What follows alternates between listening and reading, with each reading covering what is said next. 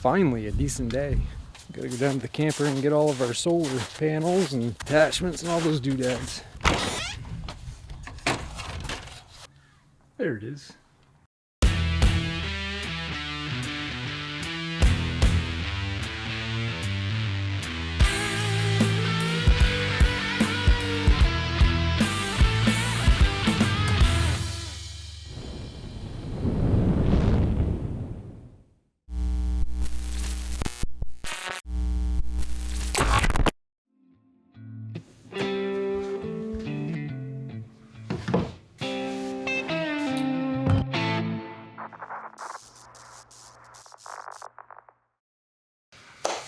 What's up, folks? Welcome back to the channel. It's been a little bit more than a year since I did the initial review on this GoalZero Yeti 1500X. So I've had a good year to play around with it in real life circumstances and to kind of figure out where it best serves me. So I'm going to share my favorite ways to use this portable power station, what I've really liked about it, and some of the things that I don't care so much about.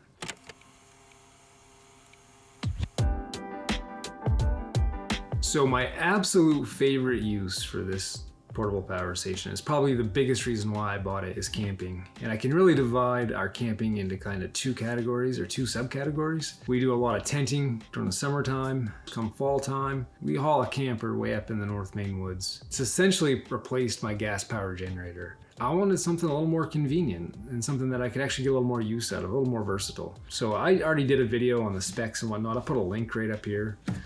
Or wait, maybe they're over here. I forget which side. So as far as tenting's concerned, I don't use a lot of energy tenting. Having, I guess, some cameras and whatnot, I do have a need to charge batteries quite frequently and stuff like that. I don't need a unit this big to do that. I also started using some lights along with this. I've got a couple of these Light of Life 350, I believe they call them. I can light up the campsite pretty easy, power it off this, and it hardly uses any energy whatsoever.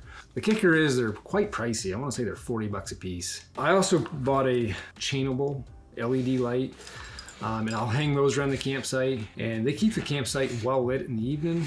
Yeah, pretty happy, but these are like 80 bucks, and I think that's way too expensive for those. But summer camping, you know, it's nice to have. I probably wouldn't buy it if I was just going to be a summer camper tenting. I don't need this much power.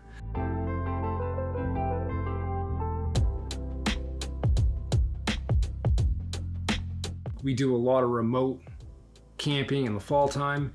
So we've got no shore power, no cell service. This, using it with the camper, has been a game changer. So, you know, campers have a 12-volt battery, and this works great as a 12-volt source. And I'll show you what I did. So you've got these Anderson power pole connectors right here. And these GoalZeros have a nice little port in the 12-volt panel that'll receive this Anderson power pole connector. And what I did is I made a quick disconnect on my camper's battery, and I will connect this GoalZero to the camper using these Anderson power pole connections in this cable. And I'll put a link in the description below to the cable and those Anderson power pole connectors. I made this cable pretty cheap, and it's super convenient to connect to the camper that way. I do want to make note, this is strictly boondocking, so I have no shore power, right? I have no gas generator being powered into the camper, because if that was the case, I'm also going to have power feeding back through this cord from the trickle charger on the camper, and we don't want that coming into this. So this is truly just going to be a power source going to the camper, nothing else going into the camper. This cord has come in handy, and using this as a 12-volt power source has been a phenomenal way to use it. Now let's say I need a traditional plug-in. Say I want to run a TV or maybe a microwave. I can instead take this unit right inside the camper and plug whatever I need to run off of alternating current directly into the GoalZero right there. So you may ask, why not just hook the camper directly up to this so I can run those units like I would if I was hooked to shore power? And the reason being is, let's say I do that, I'm going to be going from DC to AC, back to DC in some circumstances. So it's super inefficient to use it that way. Whereas I can just bring this wherever I need power inside the camper.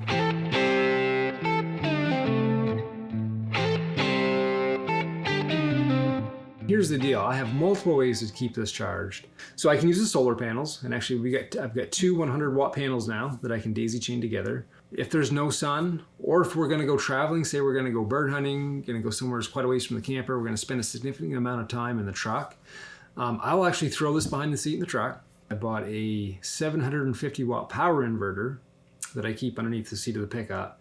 And I will just use the regular wall charger that came with the unit, and I will plug that into the power inverter and charge this while we're driving wherever it is that we're going. And usually by the time we get back to the camper, it's probably pretty darn close to being full. Now, I will say I did buy the GoalZero portable car charger, and you know, I read a lot of the reviews on it.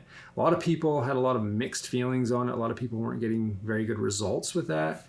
And I think the deal lies in that those 12 volt ports in a vehicle are pretty inconsistent, and they're not really designed to provide much power at all beyond charging, say like a cell phone or some other small device.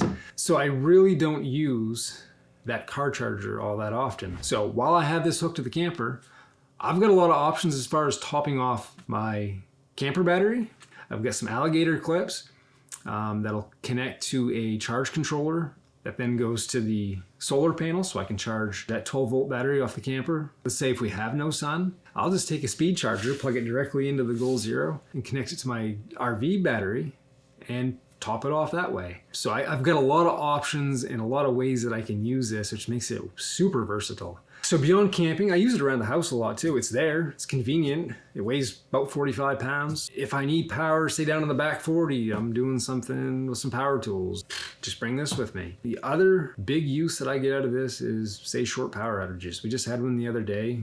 I came out, grabbed this, holds a charge great. I don't think I've charged it for 6 months. Plugged in the coffee maker, made coffee. Just really convenient. You basically can just have power at your disposal wherever you want it.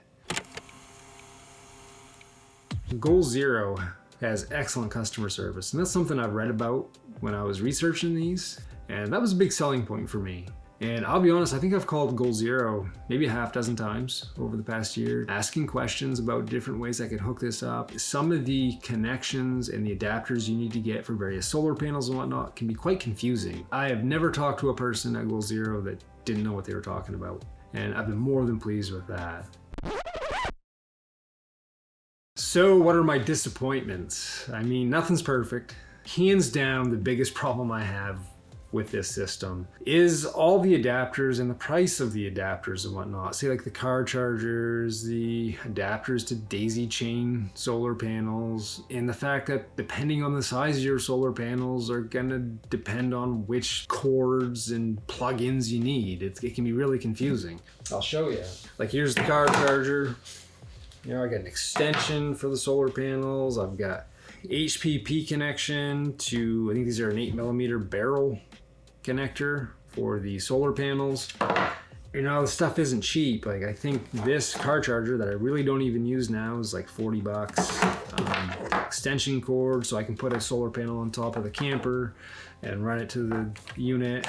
Had to add that on. This little bugger, I think this was like 40 bucks. And this is so I can daisy chain up to 4 solar panels, 4 100 watt solar panels, mind you. If I go to the Boulder 200, so a 200 watt panel, it's gonna have different connectors than this. So I can't use this one with bigger solar panels. I'd have to buy another adapter, and they're not cheap. These companies make a lot of money off selling all these additional adapters and whatnot. I'm sure the margins are quite healthy on them. You would think you could have some universal way of having your ecosystem a little more user-friendly in that sense.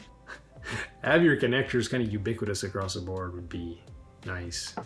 So while we're on the topic of adapters and whatnot, the wall charger that comes with this, I believe is like 120 watts. And it's gonna take you about 14 hours to charge this from empty. You can charge it in 3 hours, but you gotta buy a 600 watt wall charger. So, you know, I haven't sprung for that. I don't think it's worth it. I don't think I need to charge this in 3 hours because I really don't get that low.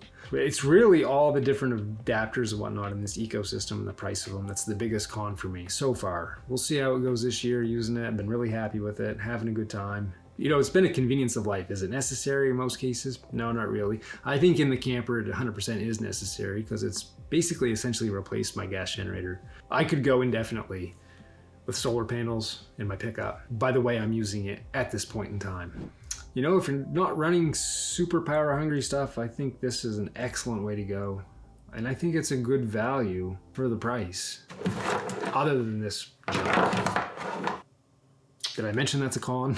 I hate cords and cables stuff, because then there's just more stuff to get lost and have to go looking for them. And yeah, there's a simpler way, I'm sure. So anyway, that wraps up the GoalZero 1 year review. Pretty tickled with it so far. Hope you enjoyed it. Until next time, get outside. It's good for the soul. See ya.